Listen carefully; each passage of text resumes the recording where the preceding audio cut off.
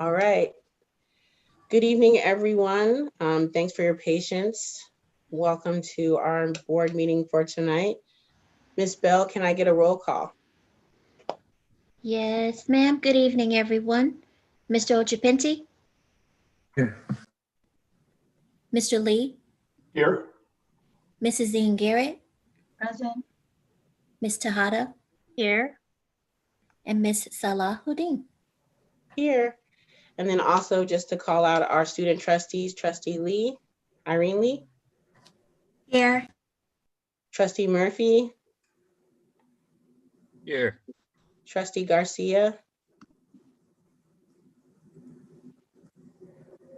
Present. Trustee Green, Here. Trustee Absidia, Here. Trustee Her, Here.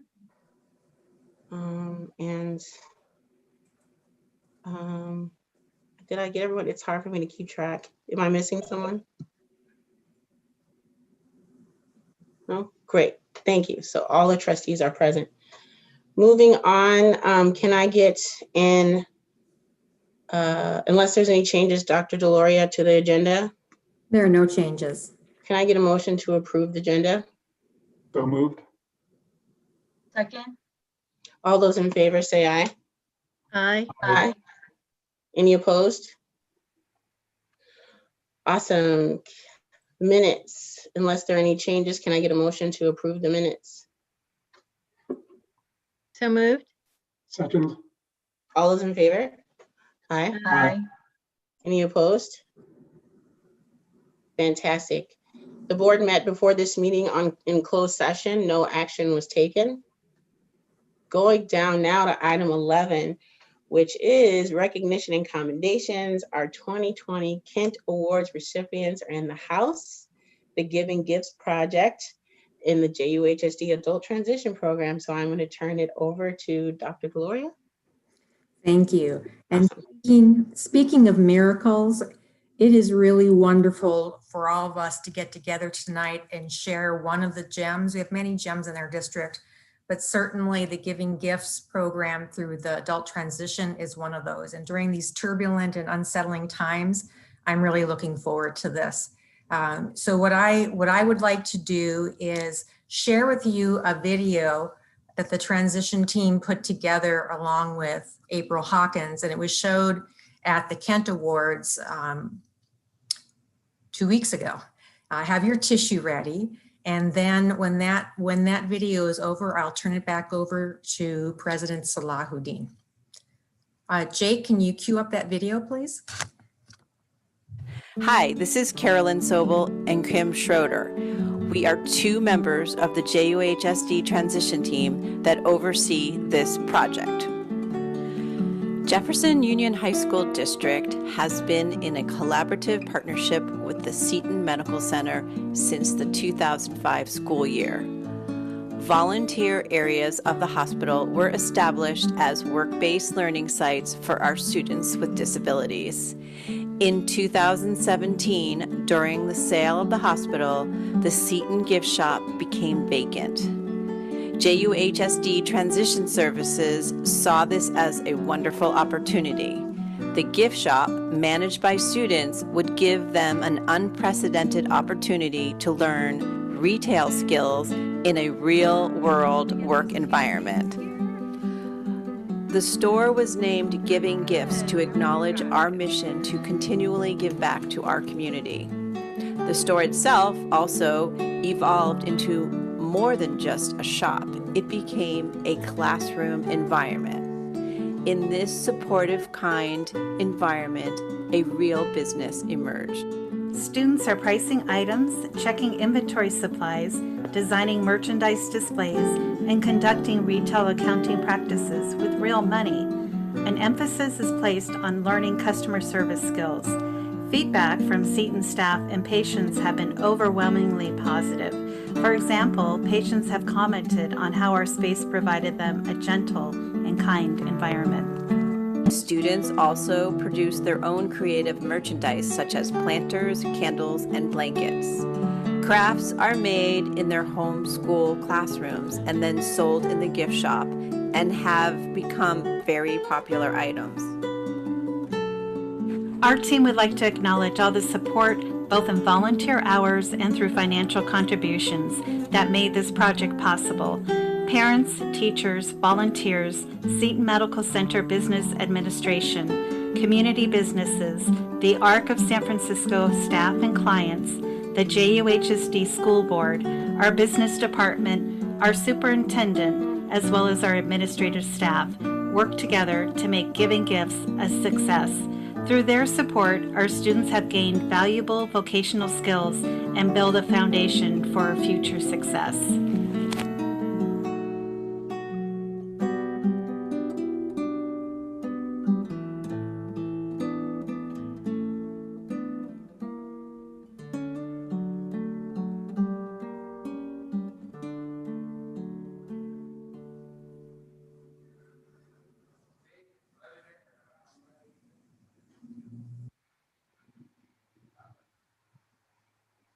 Thank you, Jake.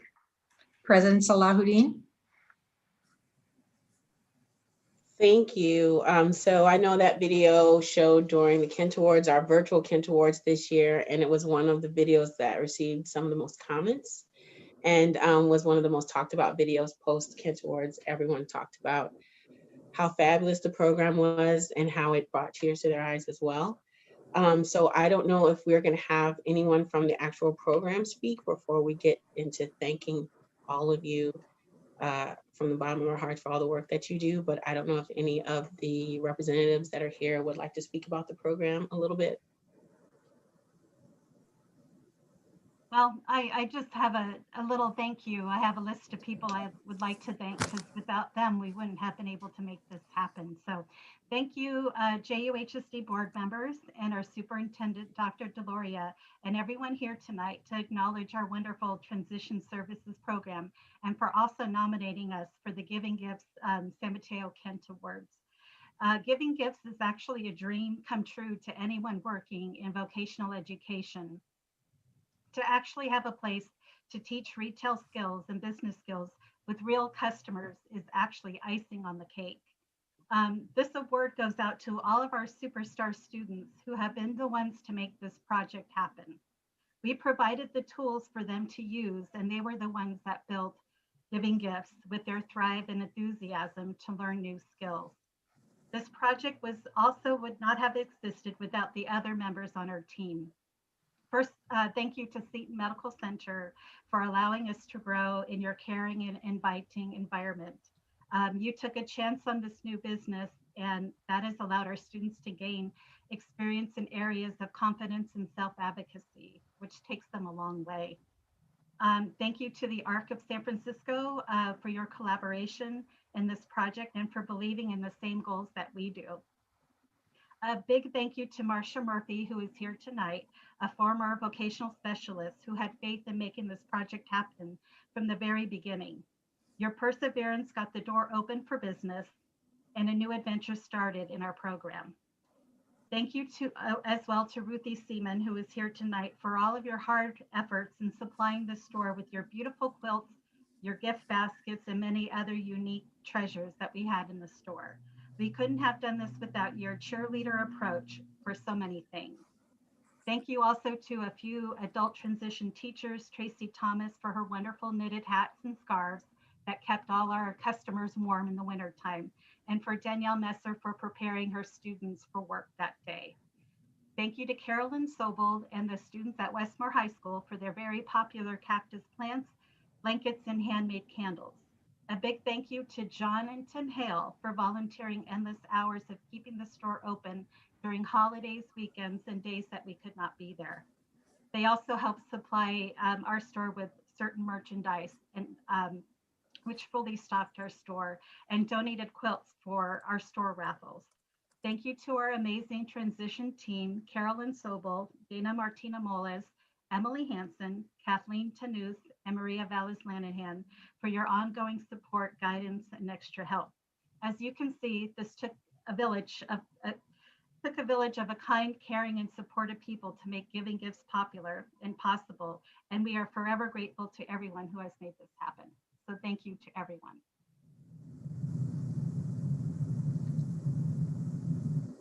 Yes, Ruthie, go ahead and unmute yourself.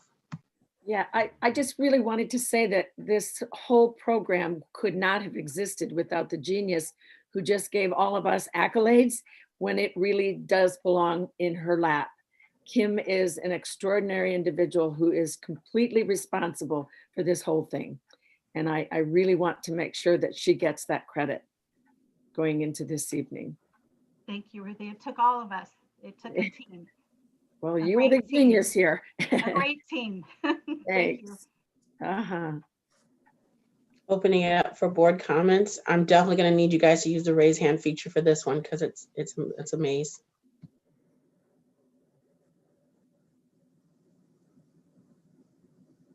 Trustee Ian Garrett. Well, Dr. Delorio's right. Every time I do watch that video, it does make me cry, and it is so touching and such a wonderful program that you put on at Seton, and I just appreciate you all so much and all the wonderful work that you do there. And I mean, just being able to teach students, like even at, a regular high school, like the goal is to teach life skills, right? And for you to be able to actually do that and make sure that they're equipped to be able to be independent and learn things like that is just priceless. So again, thank you all for all you do. I don't think I can ever thank you enough. And I will get out there one of these days when COVID is over and get a quilt that Ruthie handmade herself. So again, thank you. I'm going to kick it back out to Ms. Murphy. She would like to say a few words, Mrs. Murphy. Oh, Kim, I'm so happy for you. This is long overdue. I'm just so happy that you're finally getting the nod from folks and one and all. Not that people don't know how wonderful you are, but that you and me kind of got it off the ground, but you carried the ball, girl. You absolutely carried the ball, and I'm very proud of you and so proud to know you. I'm out. Marcia, thank you for your help. Trustee Tejada. I'm just so proud. I can't even, I know our students are superstars, but you all are superstars. We're the best. No one does it like us. You are amazing. Our adult transition program, you don't get enough credit. And you know why? Because you're humble and just here. No one's going to take credit for all the great stuff you do. You're always passing it on to someone else who made it happen. And even though you all made this happen, and I just think that, you're an example of what our district is. This is what we have to be all the time. And you exemplify exactly what we always say. It's about the students. And you are so selfless. And I just want to thank you again for everything you do for our students because you're preparing them for life. Thank you. We do have a wonderful team. We have such a big, strong team that makes this happen. So very proud to be a member of our transition team too. Thank you. Trustee Lee. Again, just congratulations to the team, and just thank you so much for the incredible work you have done and continue to do. It's again, I don't think I have the words to really express how proud I am, and I just echo my fellow board members' comments. And it's just, again, we're in the business here in this district of life change, and it's amazing to see the life change that each of you are doing with these students. And so thank you once again. Thank you and congratulations. Trustee Pinty. Yeah, just to echo everybody's comments, and just to to add to that, it's not easy. Obviously, it takes a lot of hard work and persistence and follow up and consistency. And just thanks to our district, of course, especially our students and our community, our staff at Seton, and people who have made programs like this possible so that our students can make all the meaningful contributions and fulfill their potential that we know they're capable of. So thanks to all, and yes, thanks again for sharing that. Thank you. And so before I do my comments, I do want to shout out a celebrity that's in the house, Timothy Hale.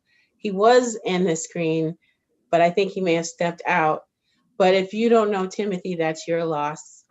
He is, I can't tell you how much he's done, even from Oceana to the adult transition program. He makes friends everywhere he goes. He's a rock star. So, and he's one of the people. There he is. Hi, Timothy. Hi, Tim. Hey, Tim, how are you? We just wanted to say hi. Oh, I'm not Timmy. I'm Sean, actually. It's hard to see you because it's small. He's at work. Oh, is he He's at work? Grocery Outlet right now. Yes. Oh, no. He's at Grocery Outlet, Betty. Okay. Well, please give him our best. We miss him. And He of course can't he's wait at to work. get back to school. Of course he's at work. He's always working somewhere. So I just want to say about the program that when we talk about people that come with either physical or cognitive challenges, the conversation is often about the challenges that they bring and less about the challenges that we put in front of them. And that's the thing I like about the program. To me, it's more about changing everyone around these wonderful folks to help people see they're fully realized adults and they have so much to contribute to society.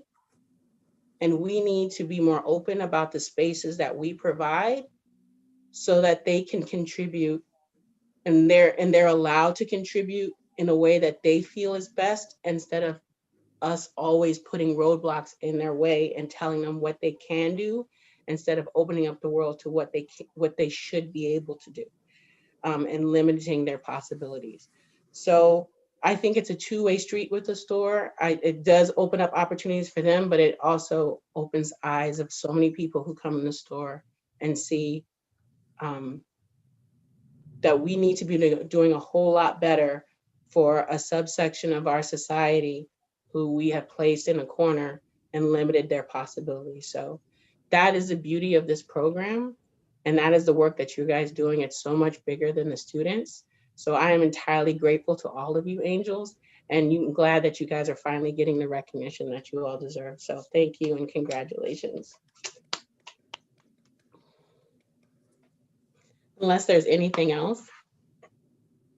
Okay, I'm sure you guys are tired, and I don't know if you want to hang out on this board meeting, but please feel free to drop off whenever you want. Thank you guys so much and congratulations.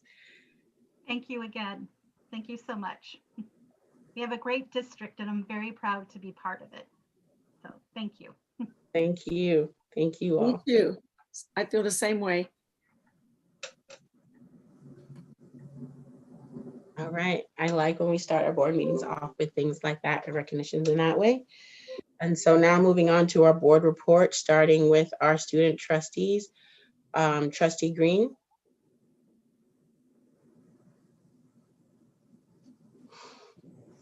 Can y'all hear me? Yes, we can.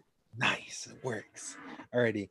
So here at Jefferson, we had 17 students submit into KQED's Let's Talk About the Election 2020 Youth Media Challenge.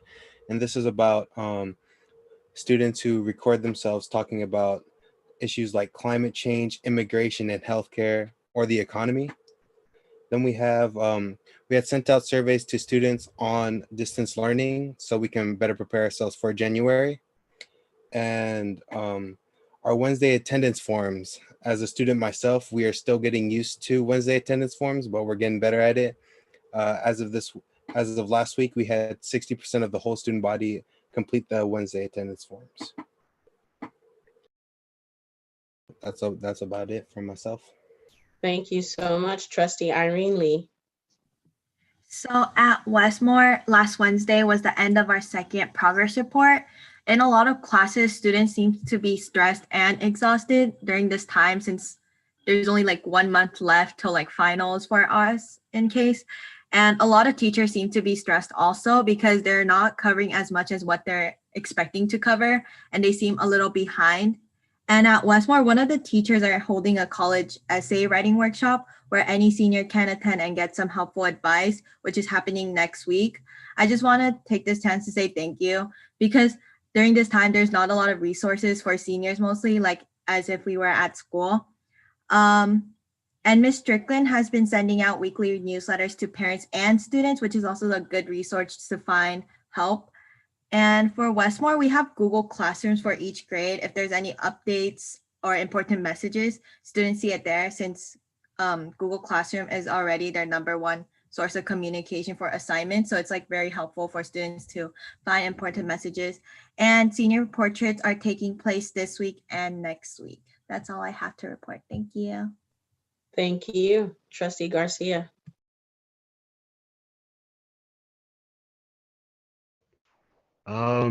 At Jefferson, we have our open house, which is on Thursday, November 5th from 6 to 8 p.m. It's going to be in a live webinar, and it's going to be the students and the staff are going to speak about the departments at Jefferson. And there'll be questions and answers at the end of that. And then we have a social justice coalition, and it's hosted by, I forget the teacher. I think it's, hold on. Mr. Kube.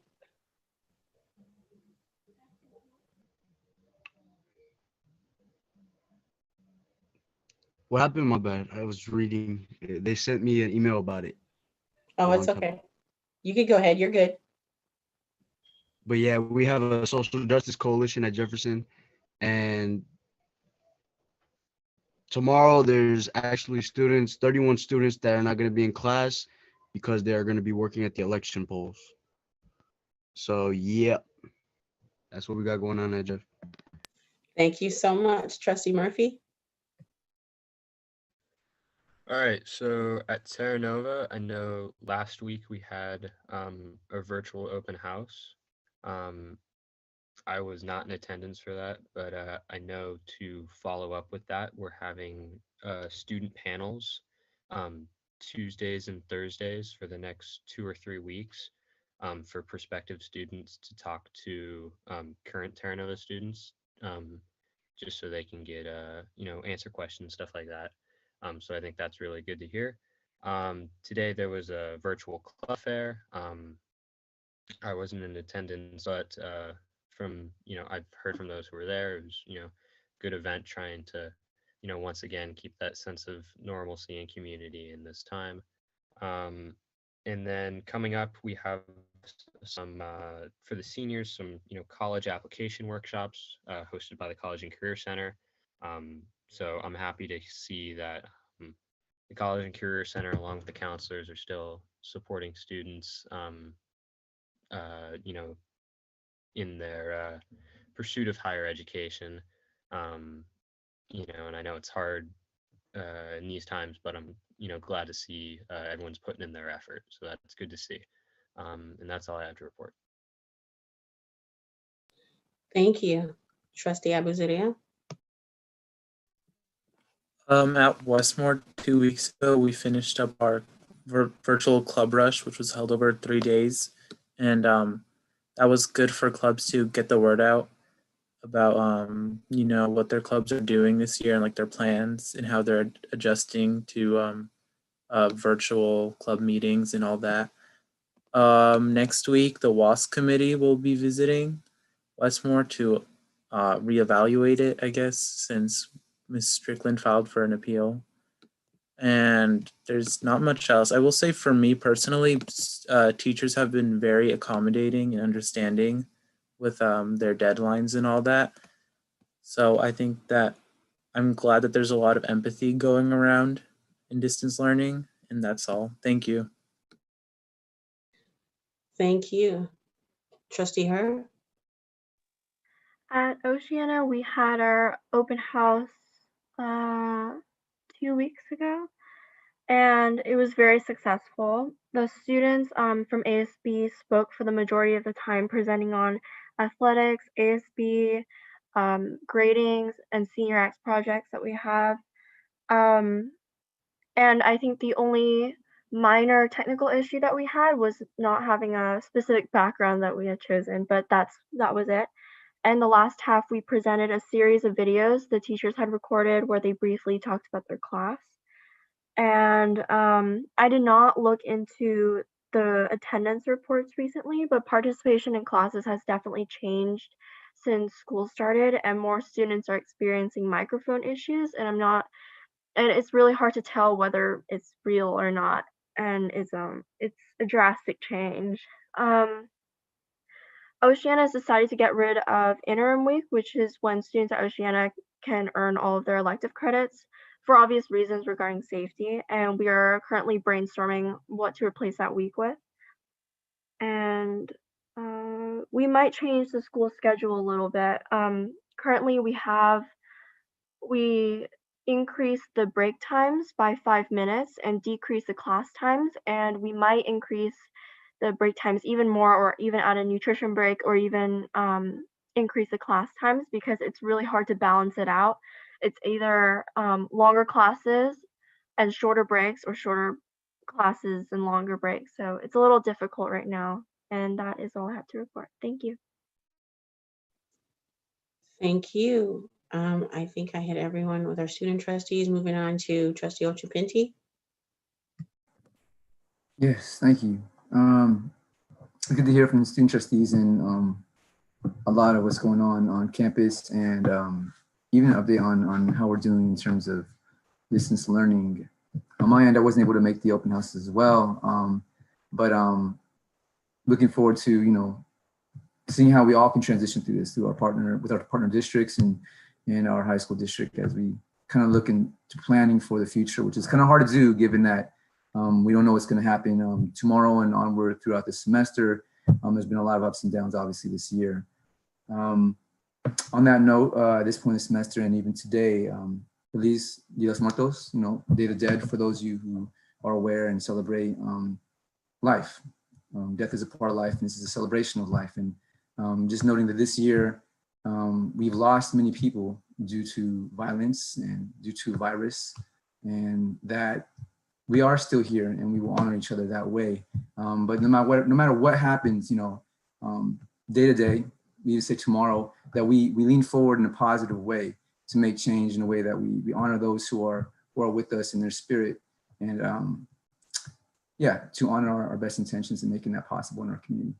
So on that note, I will pass it on to the next person. Thank you. Thank you, Trustee Lee. Hi. It was good last week on Friday to be able to volunteer with the COVID testing we had going on at Jefferson to help with registration. And actually, it was just nice to be out there and to see people. I think that, to see some familiar faces that came through from district staff and to see fellow board members helping out. Nice to see people in person again. So, and it was definitely worthwhile just to spend the time to be able to help our community, and as people came up to be registered to be tested, and just to help where it was needed. So it was a good afternoon, and I know we tested a lot of people. I'm sure Ms. Aludin's got all the numbers, but it was definitely a lot of people who came through. So, and of course, I think we're all just sort of waiting with bated breath to see how this week will turn out. So I'll just leave it there. Thank you, Trustee Garrett. I will piggyback off of Trustee Lee and just say it was really nice to see my other fellow board members out there, volunteering and helping out. And definitely want to thank President Salahuddin for putting it all together and having COVID testing available to our community, and me as well. I went to go get tested since I was there already. So thank you for having that available to everyone and making sure, trying to keep everybody safe and doing our part. So I also want to actually thank our Daly City community for putting on some events for the kids, you know, including my kids, the Daly City Park and Rec, and even Ceremony Center, just for putting, you know, it's just so hard to keep the, I guess, same experience going, given what we're going through, and for them to kind of get out there and just trying to keep it as normal as possible and making these events as fun as they can, even given this circumstance. I really appreciate that a lot. So we had a great time being out there and supporting our community. And I did have one more thing to say, but it has slipped my mind. And if you haven't voted already, get out there and vote. So I will leave it at that. So thank you. Thank you, Trustee Tejada. Hi, so I did a few things. Like we served on the Shasta 2x2. You know, we had a nice meeting with them. I served on a panel hosted by State Senator Scott Weiner on the impact of COVID on Filipino and Pacific Islander communities. I served on the panel with other local leaders, and it was great to do the virtual Kent Awards and see the responses to our adult transition program. It really was. You guys they did a great job. Dana Lujan's on the line right now, and Kalima was part of that committee. I mean, trying to do the awards, you know, virtually was, I couldn't even imagine how it was going to be done, but you guys did a great job. And it made it feel, you know, because it's one of those events I look forward to every year. And it was nice to have some sort of normalcy. And then I also, my kids and we watched the Social Justice Coalition's Election 2020 Town Hall. It was so interesting and impressive, and you know, the amount of people they got Jackie Spear to show up. She was wonderful, and even her opponent. So, and just, you know, shout out to Mr. Cubey and to the students from our district who put it together.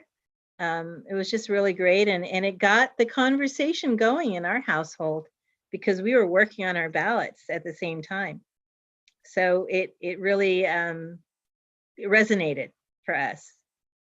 And I managed to go to 2 open houses, the Oceana and Terra Nova, very well done. And I just think, you know, we're all adjusting to this new world and trying to get information out to families about our schools. I think we're doing the best we can, and I think you're doing a great job. Schools are doing a great job. Thank you. And I did a lot of the same things, so I just won't repeat a lot of those things. With the testing, I just want to thank everyone that helped out with that, with Dr. Deloria and Ms. Presta, in helping the initial meetings with the county, everyone at Jefferson, and especially the facilities and the custodial staff, who were really great and helpful. We tested 627 people on Friday, and with ease. It was relatively painless once we just got everything set up. And this testing is the mouth swab. So a lot of people don't get tested because there was so much stuff in the media about the huge cotton swab that gets shoved all the way into your brain. And I had that test done a couple of times. It's not fun. It is pretty bad. And I had twins. So to have to see a test that's just a mouth swab and that it's relatively easy and then can also be administered to children, because the other test that is the nose swab can only be administered to people 18 and up. So as a parent, you know, if you have younger kids, what is the point of you getting tested if your kids can't get tested? So that the whole family could come together and get tested.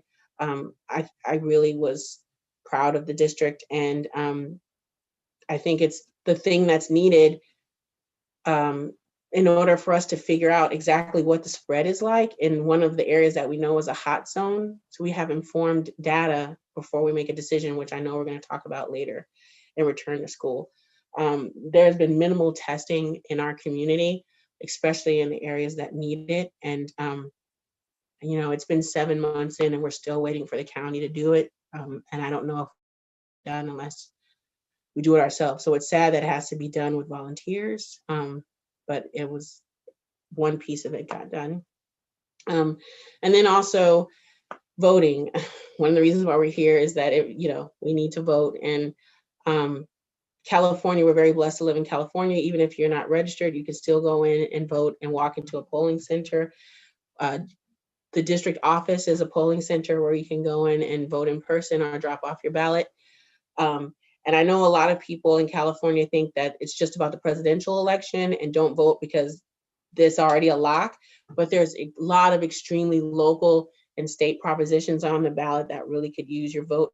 So I encourage everyone to please vote and to really use the blessing of the democracy that's been handed, because we vote with relative ease, where people in other states like Georgia were waiting hours in the rain to vote. We don't have to do that at all. So let's vote on their behalf as well. And with that, I'll turn it over to Dr. Deloria. Thank you. Well, a lot of the things on my list was already said, so I won't repeat that. And it was a real busy day today at the district office because we had COVID testing going on plus the testing center. So parking was a premium. So everyone needs to get out and vote for sure. All of the students talked, or most of them talked about the open houses. And it is a different kind of open house procedure this year because it had to be done virtually. And if you participated, you'll notice that every school had a different spin on how they did it. It's a lot of work. I was talking with Miss Holland today, and nearly 500 people participated in the live webinar.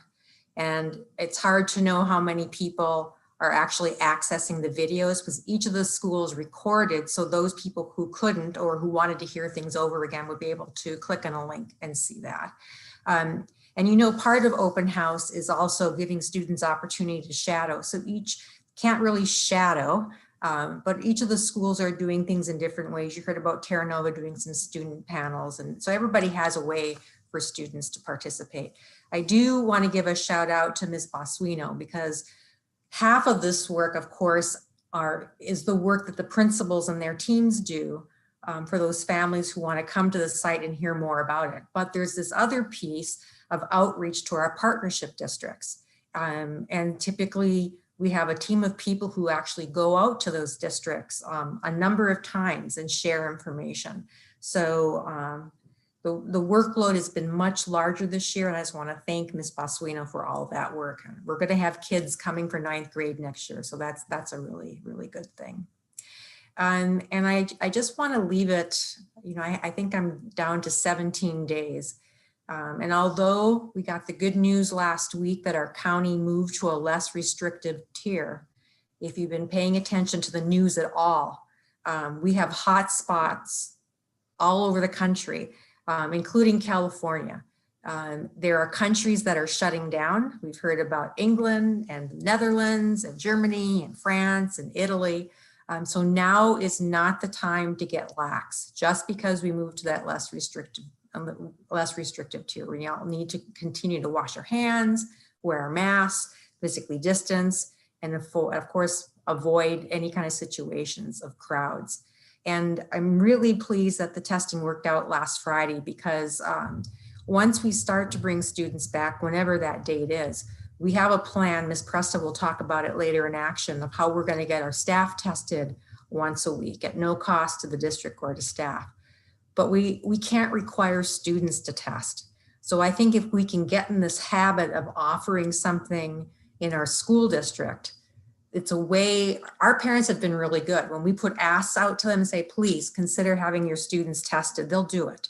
So I just want to leave you with that. That will be a really good way to build confidence about returning to school. We'll have the staff getting tested, but we can also be parents to get our students tested. Thank you. Thank you. Our AFT Local 1481 President, Monica Casey. Hi, Hi, thank you. I have quite a bit. I want to say before I start, I might not talk about some things now so that when we actually have the presentations, I'll talk about those things at that time, if that's okay. Okay. So I just want to say that I've been phone banking and text banking and doing all sorts of things with the election. So I've been doing yes on 15, Proposition 15, and no on 22, phone banking and text banking with the Labor Council for San Mateo and for CFT and AFT. Just want to mention that. Also last week I had a retreat with the presidents, excuse me, and leaders up and down California. We've been doing this, you know, for quite a while, every Friday mostly, but this was a 2-day retreat where we problem solved and we did a lot of talking, and we did some stuff just for the presidents personally, just to, you know, some self-care. But mostly we were problem solving, hearing the plans and the situations of different districts. Excuse me, almost all middle and high schools in up and down California are not really reopening anytime soon, that I heard from. And mainly most cannot figure out how to safely mitigate the health risks with the multiple classes and the multiple teachers and scheduling issues. So I kept on trying to hear from people that their districts were reopening. Most of them were reopening with K1, 2, maybe 3, 4, but nobody could figure it out. Everybody was saying that, you know, we're pulling our hair out. And that's even if they're in orange or yellow, which many of them are not. You know, we all talked about physical changes that need to be done at our sites, checks, rechecks before we can have students come on campus. And then of course the testing and the tracing. And we hope that it's for both staff and students. And it does seem like some places they are able to require it for students. So I'm still looking into that. I started a union chat. I've been talking about it and finally did it today for the first time, where I just had some time today open for people to come and ask questions or raise concerns. It won't always not have an agenda, but today I didn't have an agenda. I just wanted to leave the time open. So I'm going to try and do that weekly. Of course, it's open for union members. And, you know, I just wanted to do that. So I just wanted to mention that teaching and learning must be the driving force of education, and not athletics, not extracurricular activities, and not the interests or demands of the few. And I heard this from CFT staff, from other presidents, that we really want teaching and learning to be the driving force of what we do next semester, when we can get back onto campuses, and that safety is the key for our staff, our community, our students, and we have to keep thinking about the real safety of people. I'm sorry, this is really long. CFT and AFT and labor councils are planning post-election activities, if necessary, to demand that all votes are counted and that our democratic process is not compromised. So I just want to say that, you know, in respect to any plans for actions, you know, we want there to be all of the votes counted.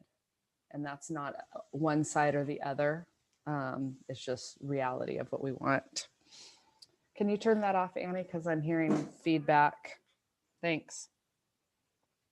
There may be other topics, again, that I'd like to speak on later. So I will wait on those things. But the last little bit I do want to say is that we are still in crisis distance learning. And it scares me to see what's happening in Europe as far as safety. But on the other hand, this may be the time to change things up in education, make a significant change in our education system with respect to scheduling and grades and, you know, start thinking of other ways. This was kind of a disruption that we didn't want. Nobody wants this disruption, but we have it. So maybe we could utilize it to the fullest by when we do start back to change some things up. So that is something else we were talking about. And I think that's it for now. Thank you for letting me have the time. No problem. Thank you so much. Moving on to our consent agenda. Unless anyone wants to pull anything from consent, can I get a motion to approve? So moved.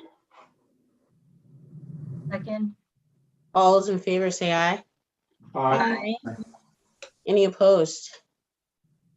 Fantastic. So with that, we have approved the hiring of our newest Director of Human Resources, Dana Lujan. Dana is here, and I'm opening up the floor to Ms. Lujan if she wants to share anything with the board. Good evening, everyone. Thank you so much for having me. More than anything, I just want to thank you all and share how excited I am to be joining the Jefferson Union High School District family. So thank you. I look forward to working with all of you. Fantastic. Thank you. We're extremely excited to have you. You'll be a fantastic addition to our JUHSD family and to our fantastic district office staff. So congratulations and thank you. All right, moving on to 14, public comments. Trustee Garrett, do we have any speakers that want to speak to an item that is not on the agenda? Hi, sorry. We do have one public comment tonight, and she would like to speak on item 15A1. Okay, so we'll wait until that item comes up, which is the next item. So with that, moving on to item 15A1, our return to school update, I'll turn it over to Ms. Baca.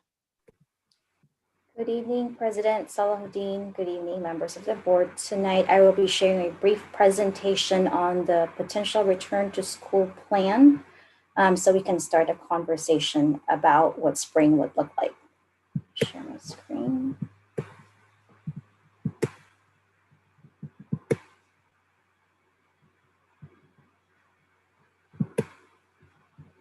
Okay.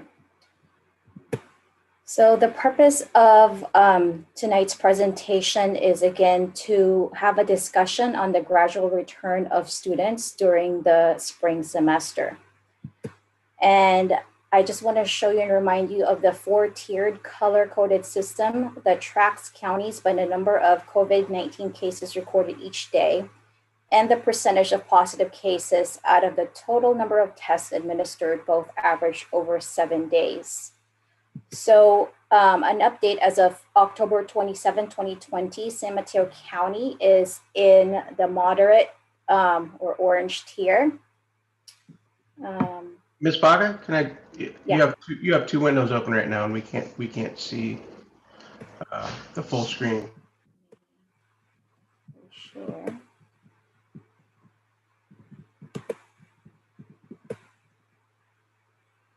Can everyone see this right now? There you go. Okay. So as of October 27, 2020, the San Mateo County is in the moderate or orange tier. So potential conditions to bring students back in the spring, just as a reminder that in the fall we are in 100% distance learning, but I believe that was a couple of weeks ago, we had started discussing on some conditions or which students to bring back in the spring. So from the conversation that I'm hearing, we would like to see if the board is open into having some students return to school when we are in the yellow tier.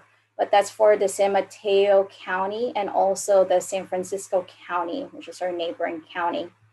In addition, We also heard that we would like local community testing, so testing for staff every week, and located in one of our high schools or all of our high schools. I'm not quite sure yet. Ms. Presta will be talking about curative later on. So this local community testing is also going to be open to our community 5 years or older. So again, this is a potential gradual plan on which students to bring back when we are in the yellow tier. So if you look at this gradation of return, it's every 2 weeks, and this is in parallel to the county's tier as when we would change colors. So this one is every 2 weeks. So as you can see, week 1 and 2 will be 1 to 5% of our students, and this is mostly individual students for IEP assessments. One-on-one counseling. This includes school counseling and mental health counseling. As you know, there are a lot of students right now that need this support. In addition to that, intensive individual tutoring. Weeks 3 and 4, still about 1 to 5%. However, we will increase the number of students at a time. So this will be for small group tutoring during office hours for our highest need learners. Then weeks 5 and 6, about 6 to 10%, and that's when the learning pods will start with 14 students or less in grades 9 through 12. And this will include our highest need learners, extracurricular activities, clubs, and athletics. So this is when athletics would start. Then week 7 and 8, about 11 to 15% students on campus. And this is when the 9th grade hybrid cohort will start. And in addition to that, there may be learning pods that is still happening. This will be in person twice a week with the odd and even periods right now. Weeks 9 and 10 will be about 16 to 30%. And again, this is just a potential group of students. So we have the 9th graders right here, right now, and then we would ask the 12th graders to come in as well. And then learning pods potential.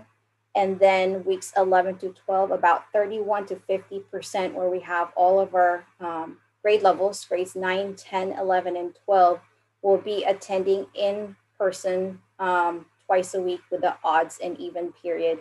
And again, if we were to implement this, let's say we give about 1 to 2 weeks of preparation time at the beginning of January, and let's say we don't start until about January 19th, the weeks 11 to 12 will not happen until late March, early April.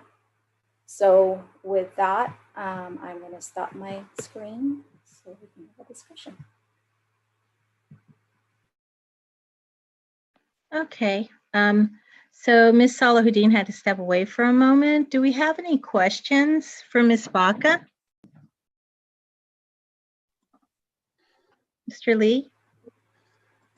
Yeah, with regards to the schedule, I'm trying to understand why we would have extracurricular activities, clubs, and athletics ahead of students being on campus. That doesn't seem to make sense to me.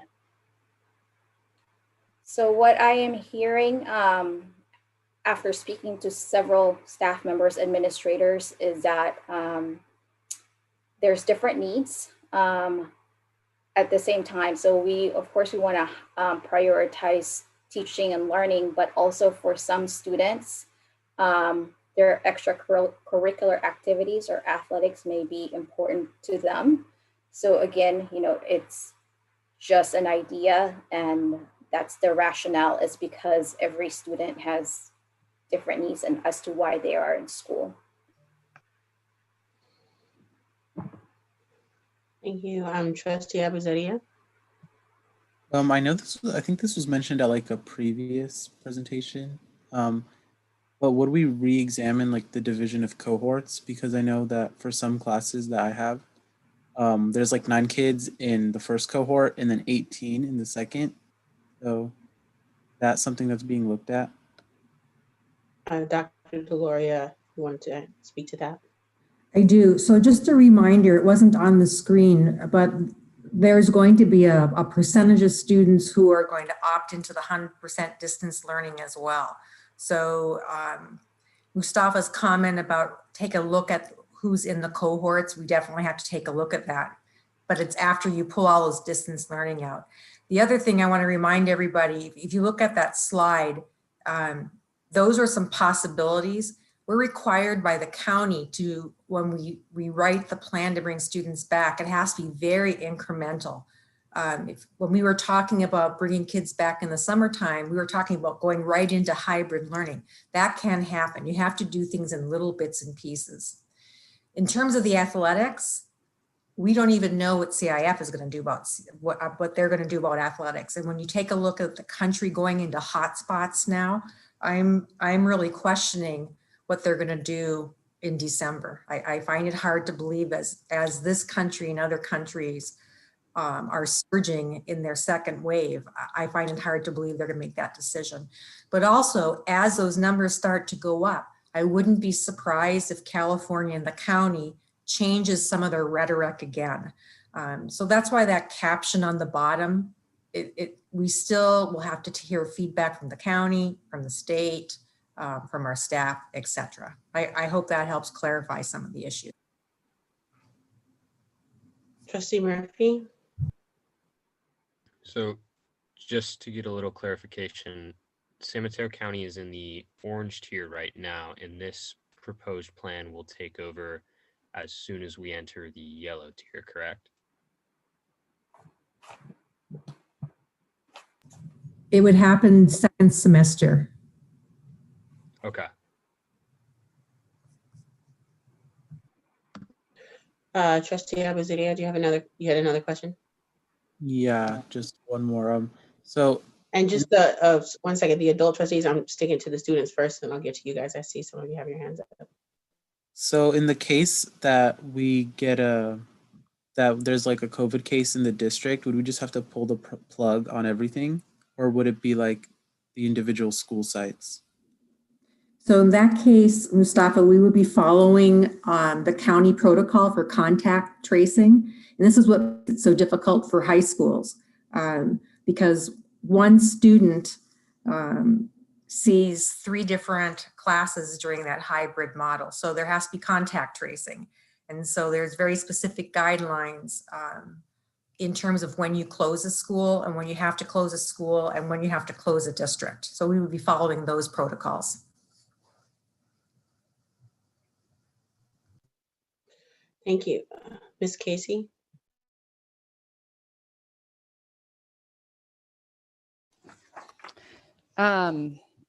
So I have a few things to just add to consider. A lot of people have been talking about, hybrid, and I just am concerned that hybrid is not necessarily better than what we're offering now. So, as far as an education is concerned, I know a lot of people want to get students on campus for social reasons or for activities. But the education that they're getting may not be better in a hybrid model compared to what they're getting now. They might see their teachers less. So I just wanted to bring that up. And then again, one of those ideas that we've been talking about, if we are all still Zooming, then, we want to make sure we're not sending our kids into an unsafe situation if we still feel that it's safe for us to stay Zooming. And I just, as I look at the ideas here, of course, the union's going to have to come up with the district with an MOU. So, we're going to be talking a lot about all these things. But I'd love to see the weeks slow down a little bit instead of 1 to 2 weeks and go 3 to 4 weeks. That's just something that I think would be a little bit better. And, the little nitty gritty things about this, I don't think we need to talk about here, but obviously there's things like air purifiers and who's going to be testing the air purification systems. And I know a lot of those things have been done, but once we have actual people in those rooms, we need to think about those things too. So I think that's all I have for now. Thank you. Thank you. Before we hop into deeper board comment and I'm going to take the comment from the public, can we let Alyssa Jenkins in? I believe Trustee Pinty had his hand up. So. Yes, I know. But before we get into board comments, I would do the public comment first. Okay, I apologize. Thank you. No worries.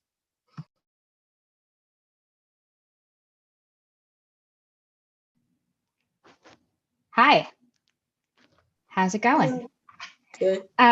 So I have a few things, and please bear in mind that I'm not speaking on behalf of myself, but rather I'm speaking on behalf of many of my colleagues. My comments come out of conversations with a lot of my colleagues, most of whom simply do not have the bandwidth to do the kind of public comment at 8:15 p.m. On a Monday night with grades due. So a few things. First, I'd like to thank you for not considering opening until we're at least in yellow. I think that gives us a little bit of insulation from the push me, pull you of we're yellow, we're orange, we're red, we're yellow, we're orange, we're red. Is it a stoplight? What's going on? Let's talk about health and safety for a half a second here.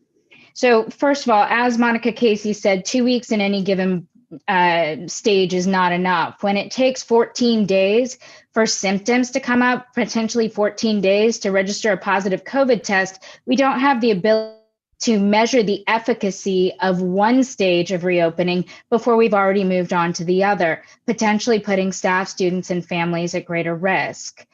That's one thing. Second of all, in my classroom, desks are 14 inches apart or less.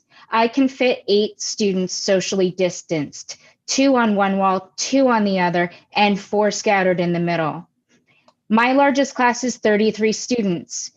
My largest cohort was 20. That means that if those 20 decide that they are going to attend, I am at 2.5 times the population density that room can safely hold at proper social distancing, thereby putting their safety at risk, my safety at risk, and their family safety at risk. The last thing is, let's talk about the education. Let's not break what isn't broken. Now, there are some things that are broken in the hybrid model. I will be in the distance learning model, I will be the first to tell you exactly which groups are struggling the most.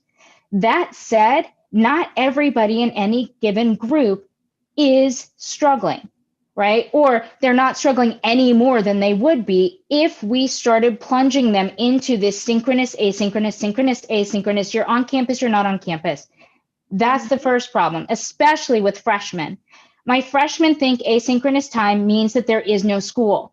And it does not matter what I say or what I do. Those first 3 weeks of school showed me they do not have the executive function.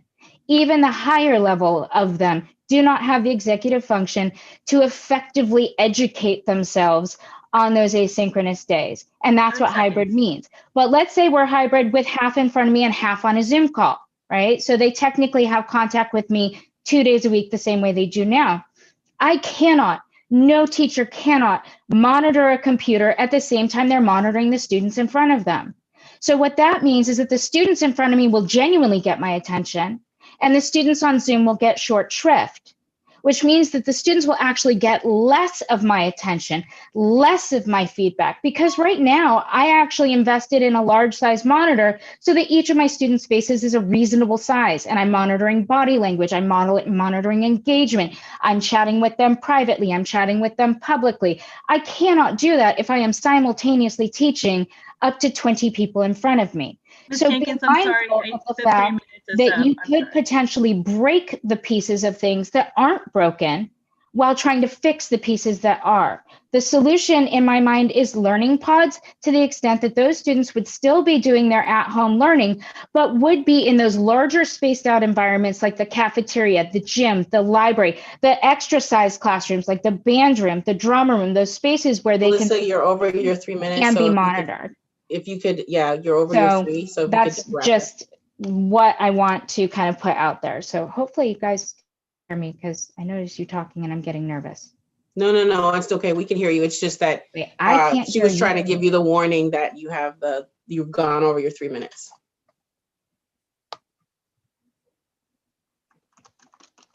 Thank you.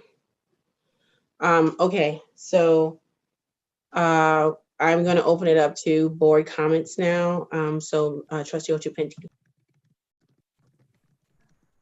Yeah, so first is to thank everybody who's had input on this. And so as a teacher who's doing distance learning, looking at what was working, not working, from the spring and until now, I do agree with a lot of things in terms of what would work in terms of synchronous and asynchronous. It is a work in progress. I will say, I think at some point we will have to consider what, and we have been, and obviously there are plans here around what would hybrid learning look like on some kind of timeline. So just thanks to everybody who's been working on that. Personally and professionally, I think just looking at where we are in terms of the world, right, and what we're seeing globally, what we're seeing rates spike, because we're finally seeing a higher rate of testing and availability of testing and more prevalent testing, which we were asking for since March, right? Medical technology, withstanding, now we're at a different place where we're seeing the rates spike, and they're probably, who knows, maybe the numbers that have been there, but we know that we're not in a place now where we're going to reopen. And so I guess I'll stop with that. But colleges and universities, we know the CSU in some ways they've made a decision. We're not going to open for the rest of the year. I know San Francisco State has made the decision in the interest of, I think, what we've been saying for months now.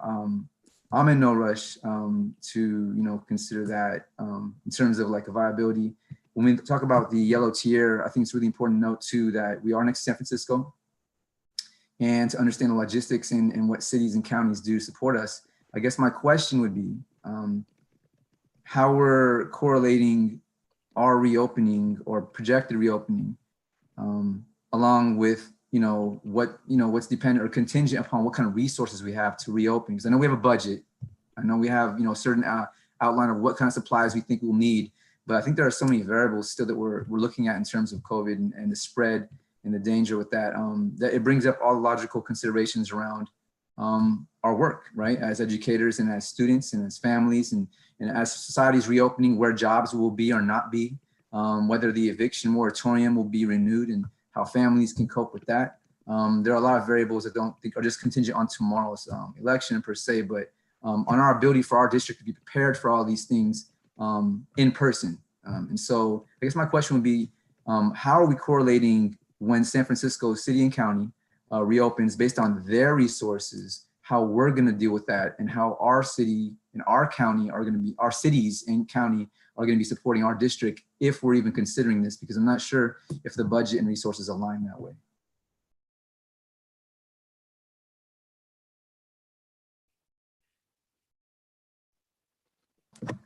Any other, Trustee Lee? Yeah, just think again, just sort of thinking all the comments that have been made both by Ms. Jenkins and Ms. Casey in particular, and the reason, and even just looking at, the tiers, when you look at the definition of the tiers, it's purely economic, right? I mean, it's all about, in orange, it's some indoor business operations are open. That's sort of the definition. And there's some other impacts associated with that, whether it's religious services or other types of gatherings, but it's really an economic driven issue. And the reason why we've improved is because, we've been able to stay socially distant and we are masking and things like that. The moment we start putting groups of students together, that's when science is going to work against us. And that's the part that's got me very concerned. I don't want any of our schools to be a hotspot. That's really the fundamental thing. This is a disease a virus that we do not have a handle on as a nation. And the world at large is still struggling with it, even when they thought they had it figured out. So I can't imagine that we can get this thing figured out the way we think we should. And I certainly don't want to be the first high school district in the county to reopen, even in this sort of tier type of environment. I'm concerned about the speed of the plan. I mean, I understand what we're trying to do in principle, but the speed of the plan is certainly a concern for me. Trustee Ian Garrett. I actually just want to reiterate what Trustee Lee said about reopening. I mean, if you're looking at the timeline, and we started in January, it looked like it would be a 12-week progression before we even get into the hybrid. And just for the sake of that and the consistency, you know, we're already would be towards the end of the school year, and to bring students back when they're already kind of set with, you know, at home learning, and then all of a sudden middle of the semester bring them back, I feel like it would just kind of break up the routine if teachers have already prepared all the staff with you know, with hybrid learning, and then it's like, okay, wait, in the middle, you know, we're almost there, and then we're going to go back to, I feel like there would be just a lot of confusion. And yes, if it's going to have groups of people in the same area, there is a possible chance of people getting coronavirus. So I mean, that is the reality of it. So I definitely, anyway, I just want to just piggyback off of what Trustee Lee said. So thank you. Thank you, Trustee Tejada. Thank you, Ms. Baca, for putting this together for us. So yellow tier, that's countywide, but that doesn't mean our district, our community would be in the yellow, because we don't even know how rampant COVID is in our community. And that's why, you know, we have to, through the work of Dr. Deloria, Ms. Salahuddin, Ms. Presta, had to actually work with the county and Daly City Partnership to get free COVID testing just for this area, because, you know, we don't know how bad it is. And I just look at this as this gradual return as something to consider. It's something, it's a conversation starter. It's something that, you know, to me, it's a way of looking at how it might be, but it gives us something to consider. And I really just looking at it's too fast. Even if we were actually in the yellow, it feels too fast. And I can't imagine sending my daughter back to school in a hybrid when, you know, are we even considering what testing looks like during all this, you know? And I, you know, part of the reason why, I signed up to help with COVID testing last Friday because I wanted to help. And I was having some issues with my 97-year-old dad, but I wanted to help, especially knew some of my board members were helping. And, but my son said, why are you going there? We've been staying indoors so that we can eventually see Papa. And now you're going to go help test people who might have COVID? Why? And we don't even eat out, you know, because we're doing everything we can to keep our family safe and our friends safe. We always have masks. We rarely, and just seeing the kids together, you know, picking up their books. At Jefferson, you know, they had everything staged so great, you know, markers everywhere. There was a station when they took temperatures. Everything was so well organized. And yet my daughter said there is no way we can go back to school because kids see each other and they're hugging, and you don't have enough campus security to tell them to stay apart. But that's all you heard. 6 feet apart, 6 feet apart. And now we're talking about possibly, the first wave of kids to go back. It makes me scared, and we just throw off our teachers even more. I mean, I know how much work they're putting into on distance learning, but to add in being in person with students, we all know students want to see each other, they want to see their teachers want to see the kids, but at what risk? I just think this is not gradual enough, and we just have to be very confident in the testing and the PPE, all of that stuff before we disrupt lives even more. Trustee Her. Thank you, Ms.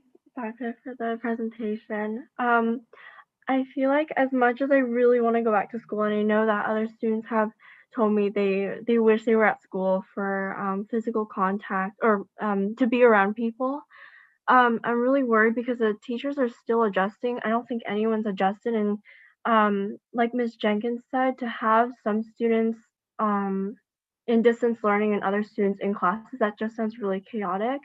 And also something I'm worried about is the transportation, because both of my parents are working, and even if not all the students go back to school, there are only a few buses at a time in the same bus stop, and I'm just worried because there aren't a lot of seats, and most of the time I stand all the way back to school to go home, and to be around people so closely, and then going back to school the next day or then 2 days later, it makes me a little nervous.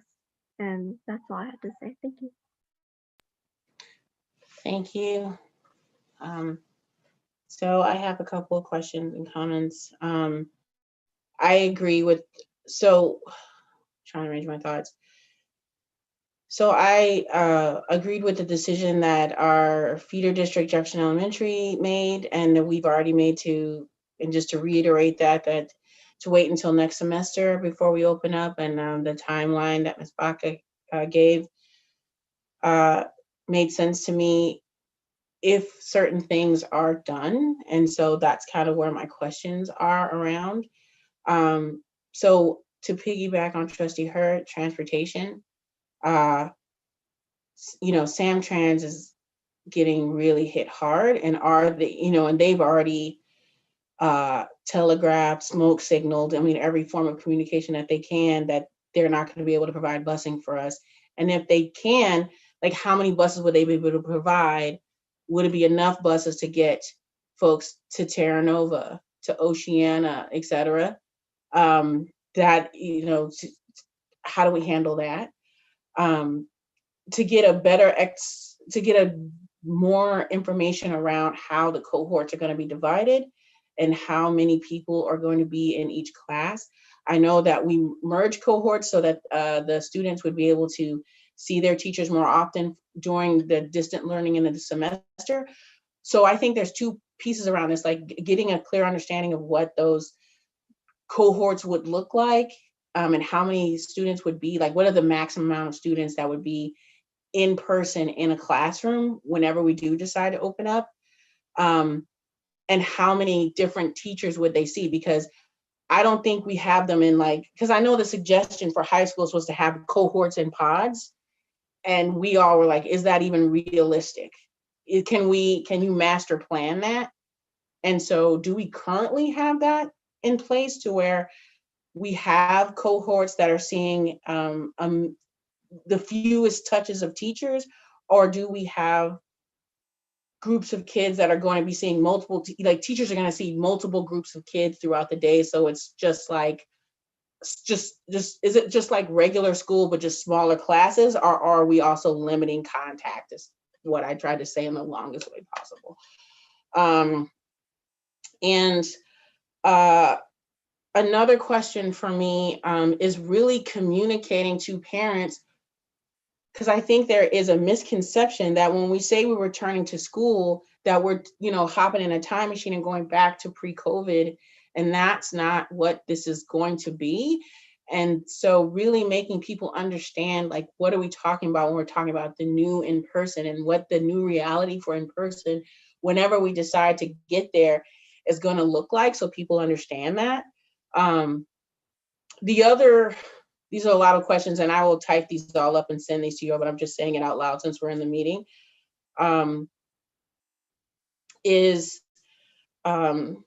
Around, shoot, I just lost my thought.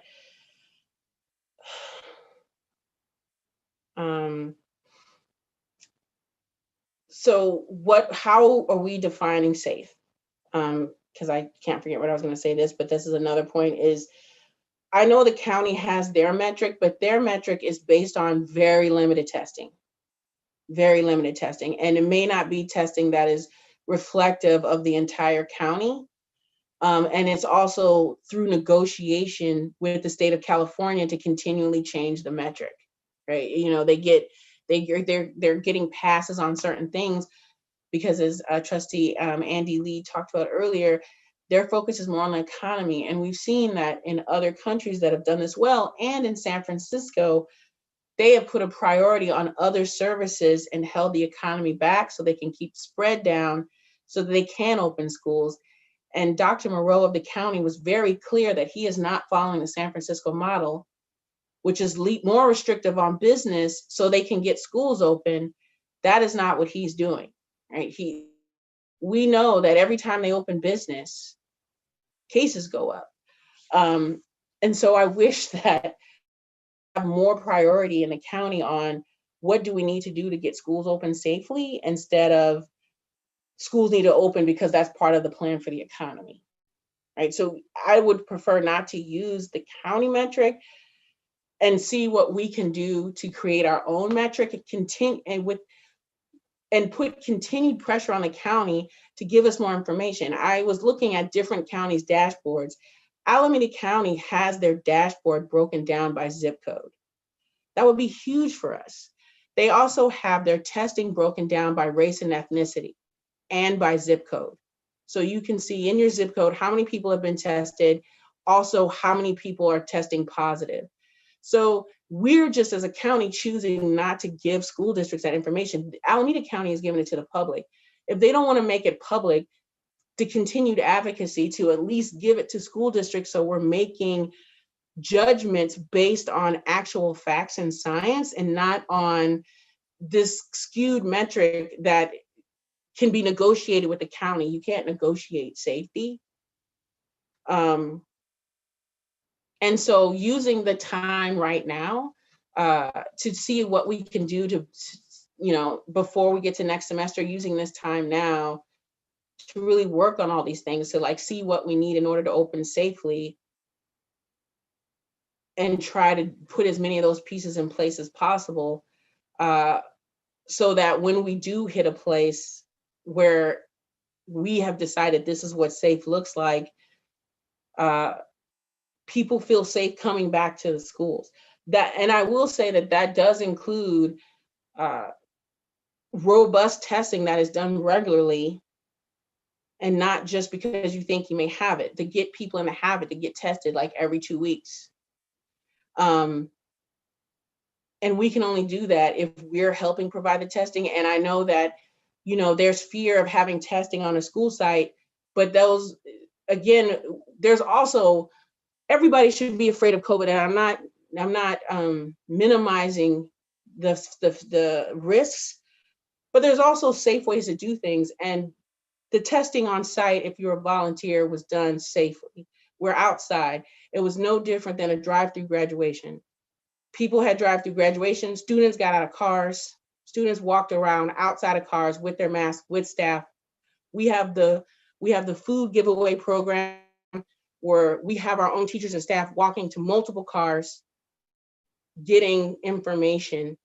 Nobody got that close to anybody at the testing site, and it was all outside. So there's a way to do testing safely that I think, I don't want to make anyone feel uncomfortable about coming to work, but to me, this is how we make people comfortable in coming to work. Like, we have to know what we're dealing with. It may not be as bad as we think, or it may be worse, but unless we have robust testing that happens frequently, we're never going to know that. And then the second piece of testing is that we're not going to end the spread, because I know there's a lot of talk about what the other counties are like, and the other counties also have to be safe, but there's also, our neighbor has to be safe. We live in some really dense housing.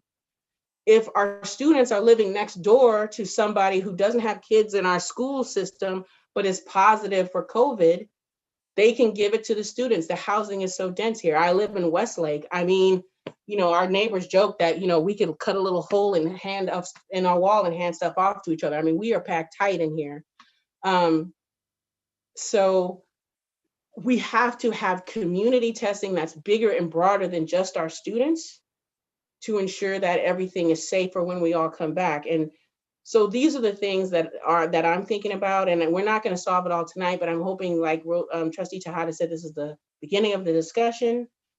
I don't know if you guys need any more direction from us, but I do think we should move forward with the plan that was presented, seeing with the caveat of some of the questions that I'll email to you to see what we can solve, and using this time to see if we can get to a place that's safe, because as Dr. Deloria talked about, Europe is always like a time machine for what's about to happen here. And so we see what's happening in Europe. So I don't know, hopefully next year in 2021, things look better, but we may be, in December, maybe seeing what Europe is now, but I still feel like we should still move forward and have a working plan ready for whenever we feel it's safe to come back. And I'm done there. Dr. Deloria? Hi, so two things that President Salahuddin said that I want to underscore. I'm very suspicious of the data. Our state data does not match the national data. So why is that? And second of all, she's absolutely right. When you see the percent of, or the number of cases per day, that's an average over the entire county. It's sometimes the mean is not the best middle to measure. So I'm really concerned about that. Also, I was thinking over the weekend, because I had seen Ms. Baca's presentation last Friday, and I was thinking as a teacher, what does that look like if I'm doing distance learning now, and I'm somewhere before the 12 weeks, I have to make that transition to the hybrid model. And I wonder, for the amount of time that's left in the school year, if that's the most effective way to have our teachers teaching.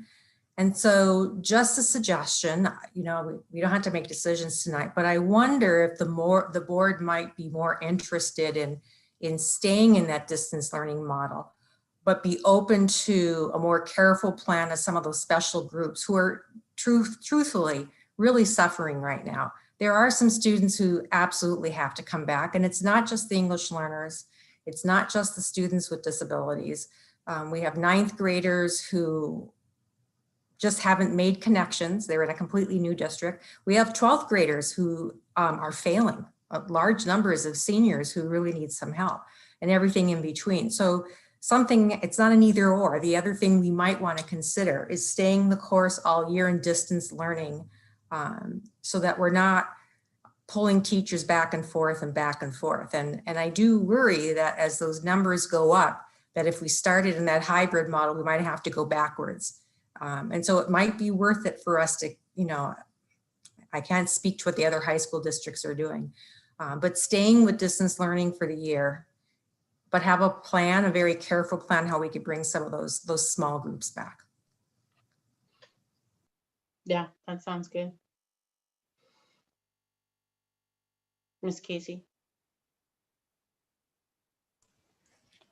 I really appreciate that, Terry. I do agree with that. And one of the things I wanted to mention is, that there probably are people that, teachers and staff that are like, I want to come back onto campus with students. I really do. I think I'd do a better job. I can help those people. And I think that there are, just because of what I'm saying, it's my truth. And I'd say it's the truth of many, many people that have spoken to me, but that's not everybody. There are staff and teachers that want to come back and be with students on campus. One little thing I want to mention though, is I'm really want to be careful about putting the call out and saying, would you like to volunteer and come back? Because I'm afraid that some of the newer staff members that are not tenured or not permanent yet will feel the pressure to do that. So I just want to make us aware of that's something that I'm worried about. So thank you. No, I think that's a good point, and especially since a lot of our special education teachers are here in this country, dependent on our job to stay here, that I don't want them to feel like they have to come in. There's a lot riding on the line for them, because it was, just the journey to get in the country. So I don't want them to feel pressured to come in here and connected to whether or not they can stay in the country.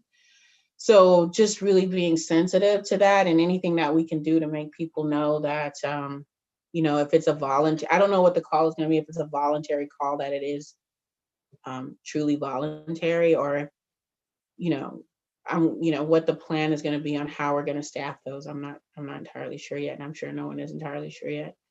The other thing, if we stay in at-home learning, then I think that's fine. My other point was going to be if there is some sort of, to piggyback on Terry's point of, I don't know what it looks like.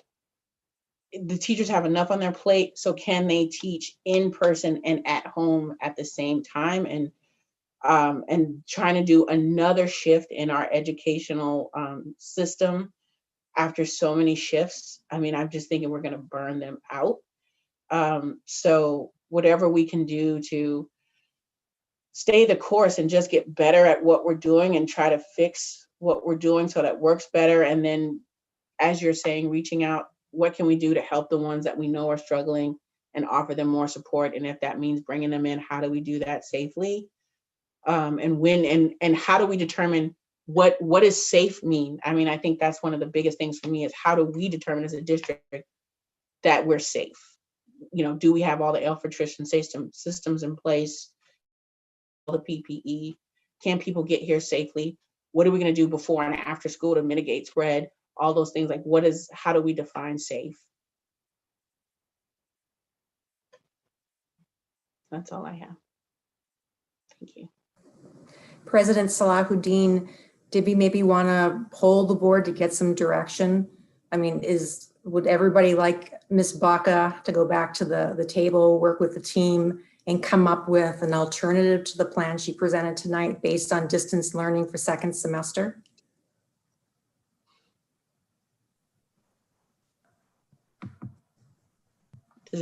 Yeah, Trustee Pinty. Yeah, Dr. Gloria, thank you for that suggestion. I think just listening to everybody's input and, considering there are so many variables at play. Ms. Baca, I think the presentation and the plan we have right now sounds to me, contingent on the things we can count on, but the data is so much all over the place. I feel like the timeline and all those things that my pulse, if you want to know what I'm thinking is, I'm not in a rush to explore that, especially the night before an election. The federal government has largely not shown up to, support in terms of this crisis in many ways.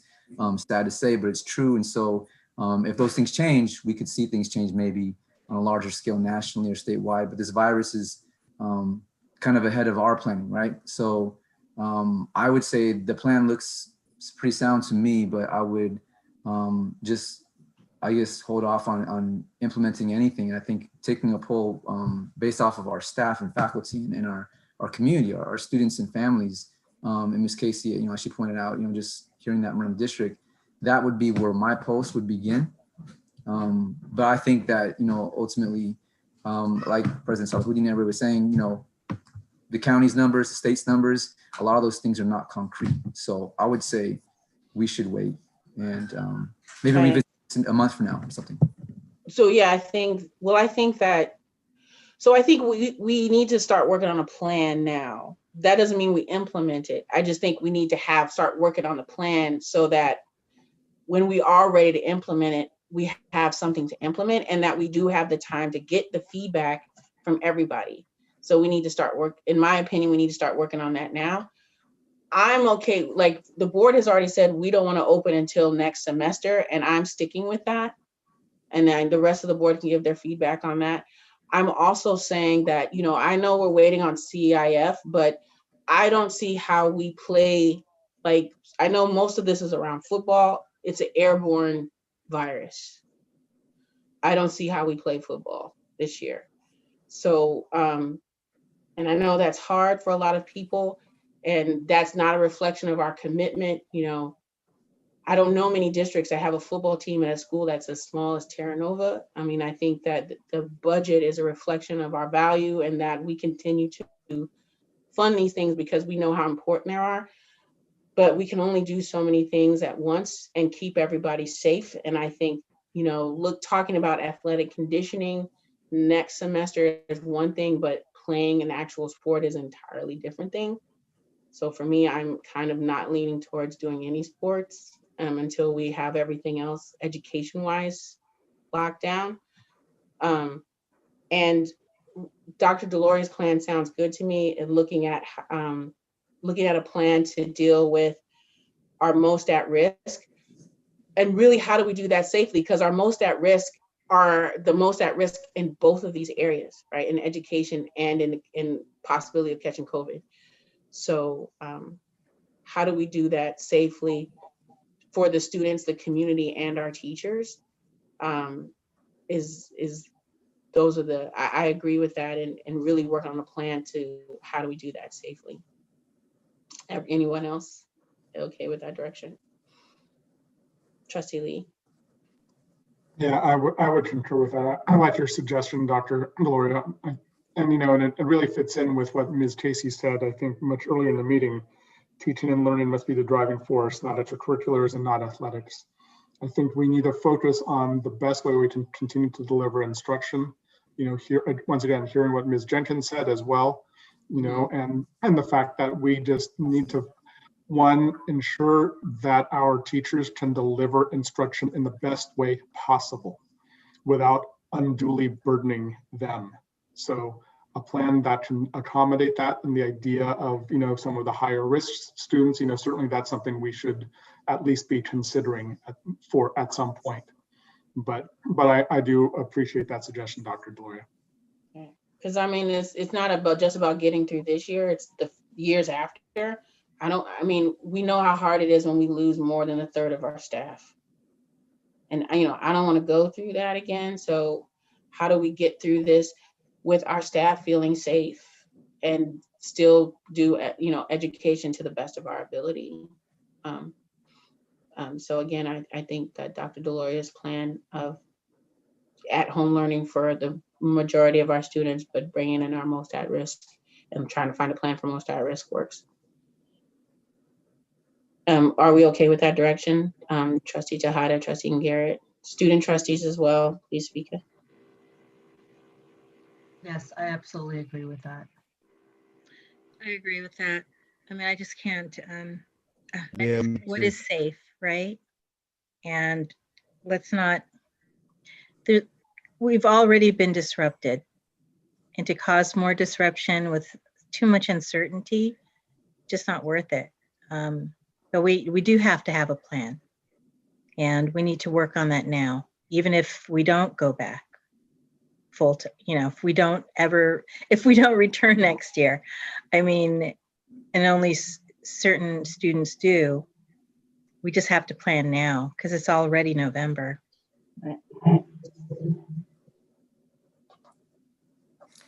Thank you. And I'll work with Ms. Baca, and hopefully we can bring I don't know if we can have something ready for you by the 17th, but we'll give it a go. Right. And if you can, I mean, whenever, I mean, we're ready to have a separate meeting on this if needed, or just Okay. let us know. Thank you for the direction. All right. Thanks, everybody. Thank you all for all the work. I know this has been really challenging for everyone, and excluding, our people in the district office. I mean, this year is something else. So I know how challenging this is for all of you, and I just really appreciate all the work that you guys are all doing to help us get through this. So thank you. Just want to say that.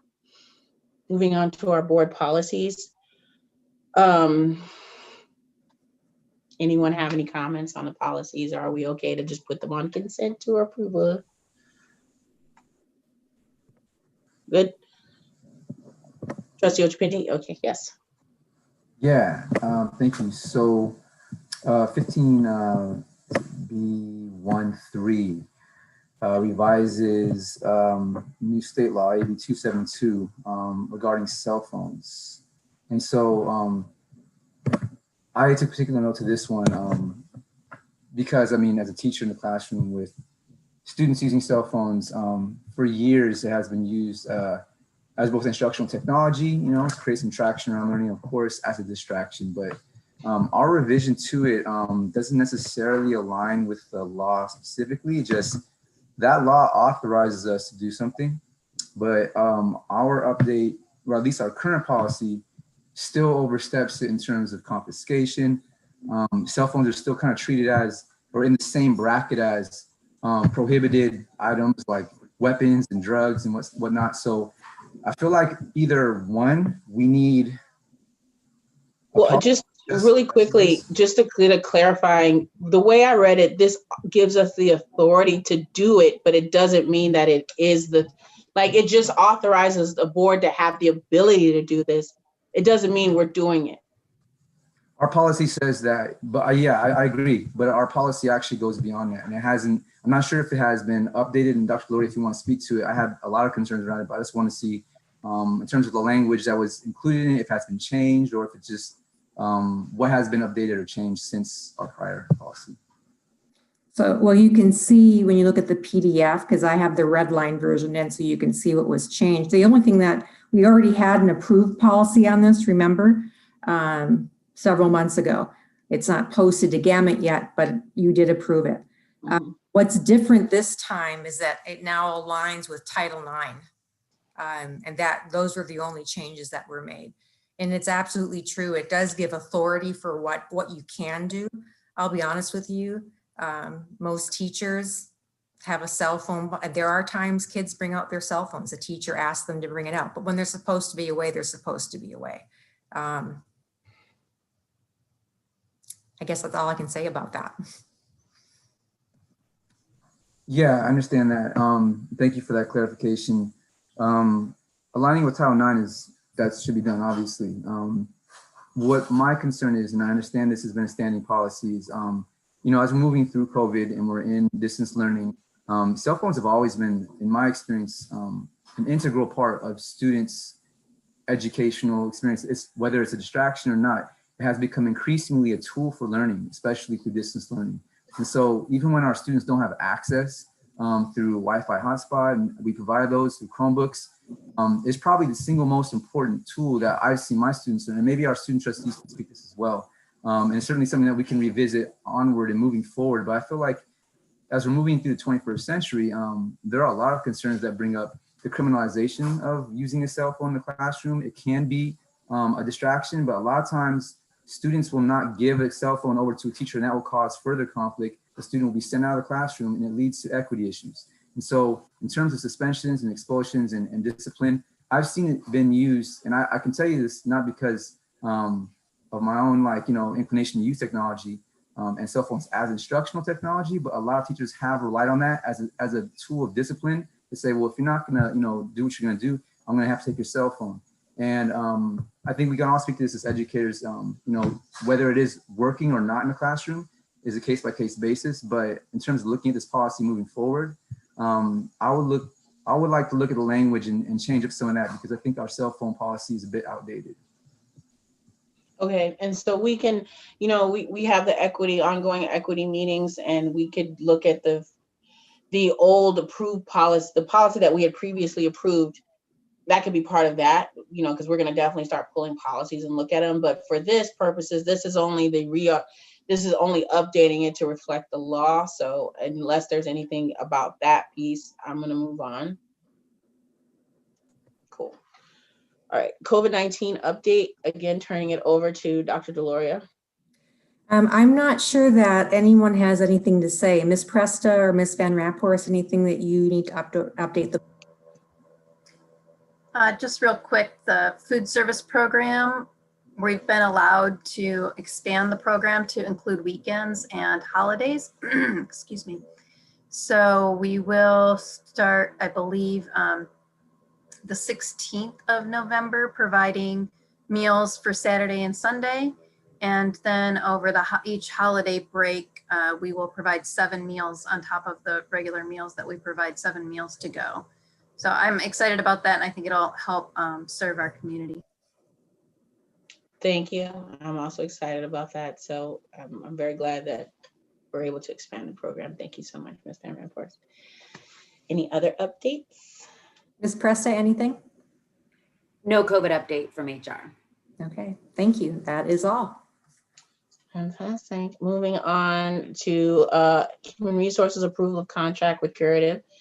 Ms. Presta. So this is a contract that we're going to be, that I propose that we piggyback on. The County Office of Education has a contract with Curative. Curative is the company, the group that we use with the van for the community testing last Friday. We will not be charged for any staff testing. They bill insurance directly. Once students are back, we must test staff, but we can test staff before that. So I think it's a good idea to get this contract going and to get training and to start testing on site for our staff. Fantastic. Any comments or questions? Oh. Move to approve the contract with Curative. Second. All those in favor, say aye. Aye. Aye. Any opposed? No. Awesome. And they're great. I got my results in the 2 days, like they said. So it's nice. Consideration of future agenda items. Oh, and I was negative, by the way. Any future agenda items? No, fantastic. Moving on to adjournment. We are not adjourning in honor of anyone. Hopefully our next meeting, we don't have to adjourn for our democracy. So everybody please vote. But with that, can I get a motion? Move to adjourn. Second. All those in favor? Aye. Aye. Thank you, everybody. Go get some rest. Yeah. I will see you all later. Have a good night. Thank you.